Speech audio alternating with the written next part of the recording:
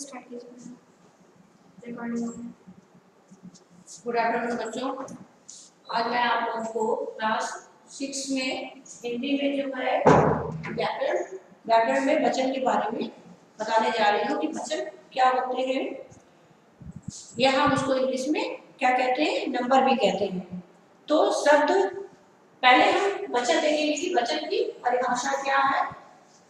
वचन शब्द के जिस रूप में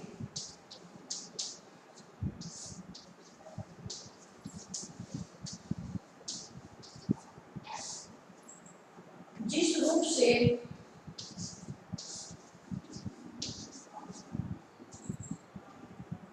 उसके एक या अनेक रूप से उसके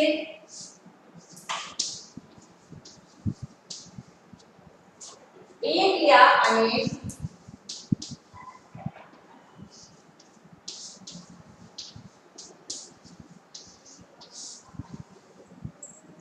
एक या अनेक होने का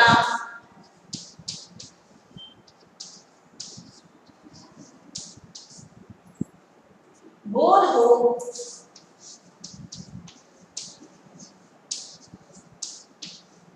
उसे वचन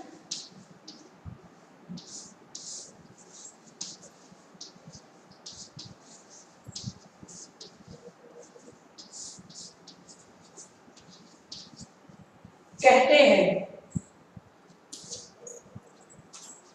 वचन शब्द के जिस रूप से उसके एक या अनेक होने का बोध हो उसे क्या कहते हैं, उसे हम वचन कहते हैं। जैसे पेंसिल,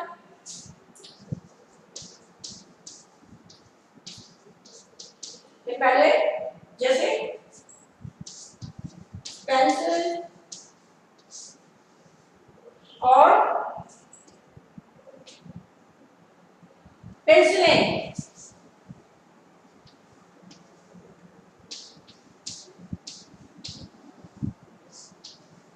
पेंसिल और पेंसिलें। इसके बाद लड़की,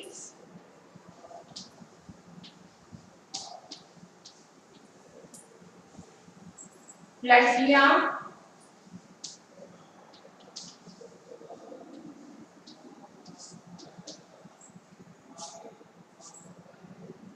तो ये क्या है, यहाँ पर पेंसिल जो है एक है, पेंसिल जो है एक है इसमें, और पेंसिलें बहुत सारी चीजें। जैसे उदाहरण के लिए देखते हैं हम कि ये एक चौक है, एक है, तो ये, और यहाँ पर हमें बहुत सारी चौक है। इसमें हम एक चौक है और बहुत सारी चौक है। तो इसी प्रकार जब हम एक यानी एक पेंसिल और बहुत सारी पेंसिलें, कई पेंसिलें, लड़की एक लड़की है और बहुत सारी लड़कियां हैं, कई लड़कियां हैं। अब हम इसको देखेंगे कि वचन के भेद, वचन के भेद कैसे हैं, क्या है।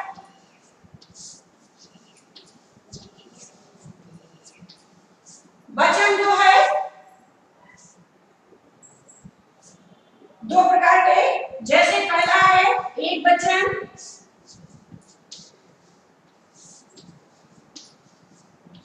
और दूसरा है बहुवचन।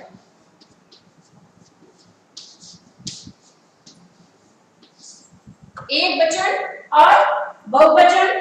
एक वचन शब्द के जिस रूप में, शब्द के जिस रूप में, शब्द के एक, हम एक वचन किसे कहते हैं, तो पहले इसमें देखेंगे कि एक वचन क्या है और बहुवचन क्या है।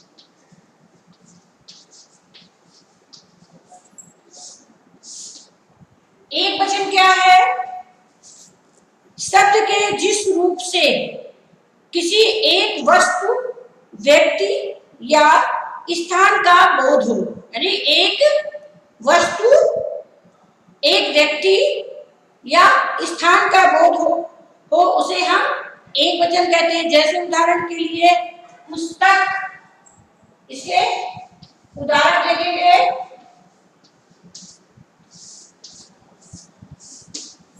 पुस्तक,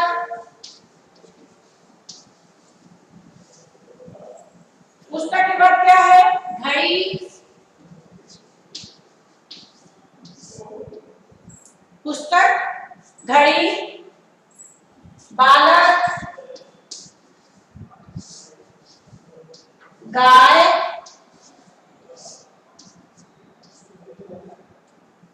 बालक, गाय आदि। ये क्या है? एक वचन है। ये क्या है? इसे एक वचन में आते हैं क्योंकि इसमें क्या है? एक वस्तु का बोध हो रहा है, एक व्यक्ति का बोध हो रहा है और एक स्थान का बोध हो रहा है, तो वो क्या होता है? उसे हम एक वचन कहते हैं। और बहुवचन शब्द के जिस रूप में, शब्द के जिस रूप से एक से अधिक वस्तुओं का, एक से अधिक वस्तुओं, व्यक्तियों और स्थानों का बोध होता है, उसको हम बहुवचन कहते हैं। जैसे अभी यहीं पर हम देखते हैं उदाहरण,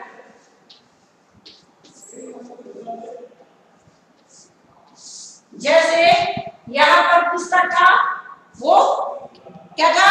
एक वचन था। तो पुस्तक था, वो क्या था? एक वचन। तो यहाँ पे क्या होगा? अब बहुवचन में क्या होगा? एक से अधिक है तो बहुवचन है, उसमें क्या होगा? पुस्तकें। यहाँ पर पुस्तकें, फिर घड़ी, घड़ी के बाद क्या है? यहाँ पर हम इसको बहुवचन में क्या लिखेंगे? घड़ियां। घड़ी का क्या होगा? घड़ियां।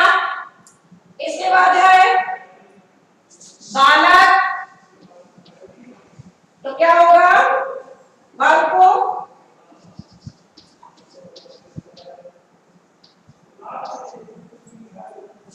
इसके बाद है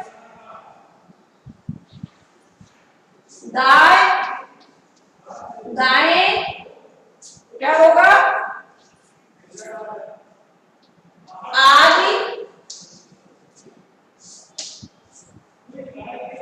गायों आदि। वचन की पहचान, हम वचन को कैसे पहचानेंगे कि ये एक वचन है कि बहुवचन है, उसकी पहचान कैसे करेंगे? तो वचन पहचान मुख्य रूप से दो प्रकार से होती है। जैसे संज्ञा या सर्वनाम शब्द से, संज्ञा और सर्वनाम शब्द से, जैसे कुत्ता भौंक रहा है, तो कुत्ता है एक, तो क्या है? कुत्ता भौंक रहा है, वो क्या है? एक वचन है। कुत्ता जो है वो क्या है? एक वचन है। और कुत्ते भौंक रहे, कुत्ते भौंक रहे, वो क्या है? बहुवचन है। फिर क्रिया से, क्रिया से कैसे? फूल खिल रहा है, फूल जो है वो खिल रहा है, जो फूल है वो क्या है? एक वचन है। और फूल खिल रहे हैं यानी एक से अधिक है, ज्यादा है, तो उसे हम बहुवचन के, उसमें बहुवचन मिलाएंगे। जैसे फूल खिल रहा है तो फूल एक फूल है, एक फूल खिल रहा है तो वो क्या है? एक वचन है।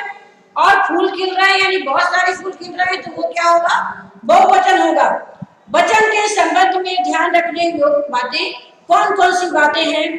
किसी व्यक्ति के प्रति आदर सम्मान, यानी किसी व्यक्ति के प्रति हमारा आदर है, उसके प्रति उसका आदर और सम्मान दर्शाने के लिए एक वचन के स्थान पर बहुवचन का हम प्रयोग करते हैं। जैसे पिताजी अखबार पढ़ रहे हैं, पिताजी जो है वो क्या कर रहे हैं? अखबार पढ़ रहे हैं। महात्मा गांधी राष्ट्रपिता हैं, महात्मा गांधी जो है वो राष्ट्रपिता हैं। कुछ संज्ञा शब्द पूरे समुदाय का प्रतिनिधित्व करते हैं, फिर भी उनका प्रयोग एक वचन में ही होता है। जैसे भीड़ बढ़ती चली गई, भीड़ जो है वो क्या हो गई, बढ़ती चली गई। पुलिस लाठी बरसाने लगी। फिर इसमें देखेंगे कुछ शब्द जो है वो सदैव बहुवचन में ही प्रयोग किए जाते हैं। कुछ शब्द ऐसे होते हैं जिनका प्रयोग हम किसमें करते हैं, बहुवचन में करते हैं। जैसे मेरे आंसू निकल आए, मेरे आंसू निकल आए, मैंने हस्ताक्षर कर दिए। अब इसमें हम देखेंगे कि कुछ जो है एक वचन और बहुवचन। जैसे एक वचन में क्या आएगा,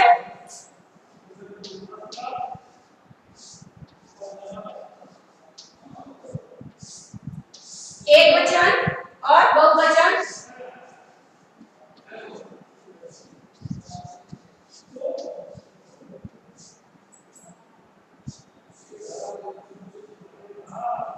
एक वचन जैसे आंख, आंखें,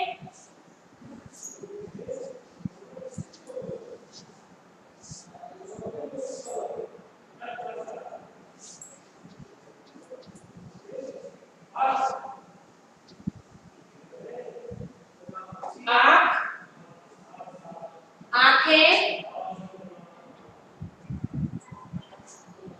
पुस्तक, पुस्तकें,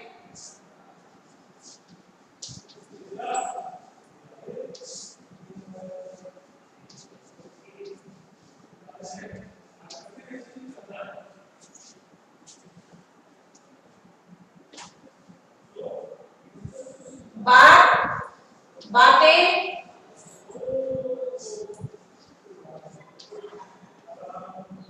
बात, बातें,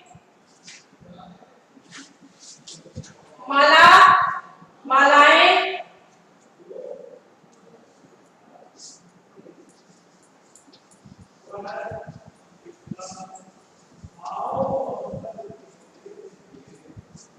माला, मालाएं। ये क्या है, एक वचन है और यहाँ पर बहुवचन है। पुस्तक, पुस्तकें, आंख, आंखें, बात, बातें, माला और मालाएं। अब इसमें देखेंगे कि और इसके क्या उदाहरण देखेंगे। इसमें जैसे धेनु,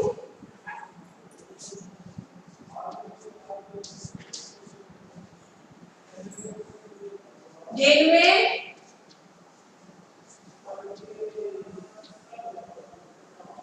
इसके बाद वस्तु,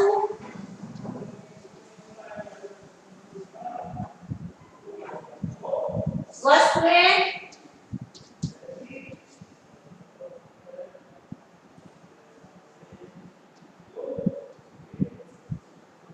ऋतु, ऋतुएं,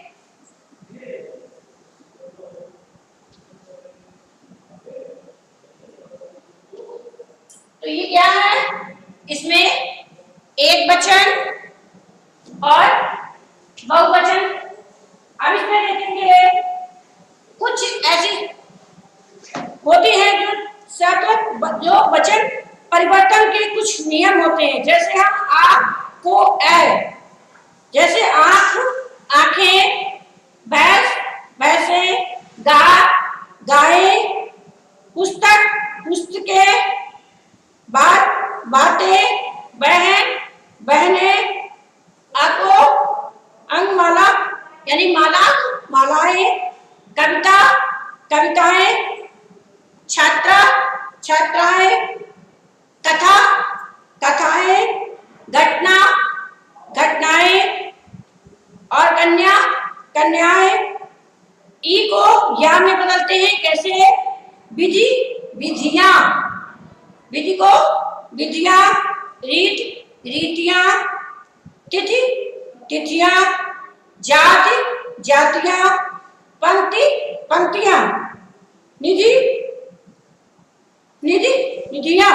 फिर ई को या में जैसे नदी को नदियां, मक्खी, मधुमक्खियां। लड़की लड़कियां, साड़ी साड़ियां, तितली तितलियां, गाड़ी गाड़ियां, या को या, जैसे चिड़िया कुटिया और गुड़िया गुड़िया। तो ये सब क्या है, ये एक वचन और बहुवचन है। ऊ को ए यानी धेनु, धेनुए, वस्तु वस्तुएं। पर सही संख्याओं में जो संज्ञाएं हैं, संज्ञाओं में आ के स्थान पर ओ लगाते हैं। जैसे नौकरों, नौकरों, नौकर और, तो क्या होगा उसका बहुवचन नौकरों, नौकरों ने। फिर है माता, माताओं ने, बहन बहनों ने, अमीर अमीरों ने, लता लताओं पर, शाल सालों से।